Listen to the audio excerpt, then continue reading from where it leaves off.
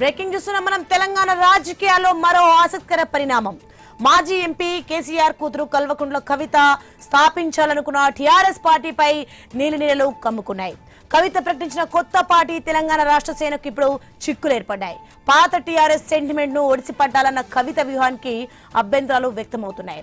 కవితకు టీఆర్ఎస్ పేరు దక్కకుండా చేసేందుకు బీఆర్ఎస్ నేతలు ఇసికి అభ్యంతరం చెప్పడంతో పాటు పెద్ద ఎత్తున ఢిల్లీలో లాబింగ్ చేస్తున్నట్టు సమాచారం.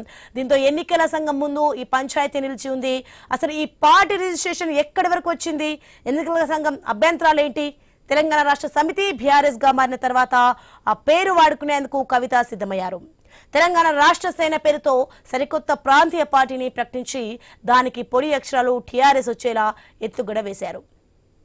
తెలంగాణ సెంటిమెంట్ ను గులాబీ జెండా అభిమానులను ఆకర్షించేందుకు ఈ పేరు పెట్టినట్లు స్పష్టమవుతోంది. ఈ పేరుపై ఇప్పుడు నీలినీడలు కమ్ముకుంటున్నాయి.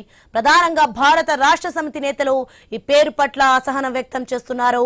గతంలో కేసీఆర్ నాయకత్వంలోని టీఆర్ఎస్ కు ఇప్పుడు కవిత పెట్టబోయే టీఆర్ఎస్ కు మధ్య ప్రజల్లో గందరగోళం ఏర్పడే అవకాశం ఉందని బీఆర్ఎస్ వర్గాలు భావిస్తున్నాయి.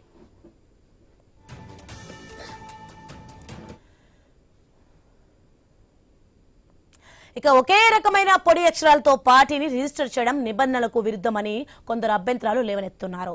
కొత్తగా పెట్టే పార్టీ పేరు గతంలోని పార్టీ పేరును పోలి ఉంటే ఇసి అభ్యంతరం చెప్పిన సందర్భాలు ఉన్నాయి. ఓటర్ల అయోమయం నెలకొనకుండా ఒకే పేరుతో రెండు పార్టీలు నడవకుండా చూసే సంప్రదాయాన్ని గతంలో ఈసీ పాటించింది. కాబట్టి కవిత పెట్టే పార్టీ పేరు టీఆర్ఎస్ ను పోలి ఉండవద్దన్నది బీఆర్ఎస్ వాదన. అందుకే కవిత పెట్టాలనుకున్న పార్టీ పేరు టీఆర్ఎస్ అని వచ్చేలా ఉండకూడదని పట్టుబడుతోంది. ఈ విషయంపై ఇప్పటికే ఎన్నికల సంఘానికి అభ్యంతరం తెలిపినట్లు సమాచారం. ఇదే విషయంపై కోర్టును ఆశ్రయించడంతో పాటు ఢిల్లీలో పెద్ద ఎత్తున లాబింగ్ చేస్తున్నట్లు తెలిసింది.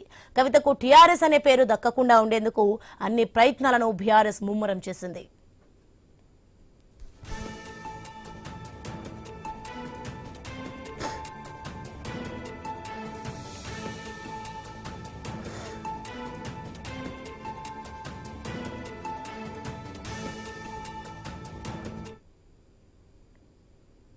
కవిత మాత్రం టీఆర్ఎస్ విషయంలో ఖచ్చితంగా ఉన్నారు.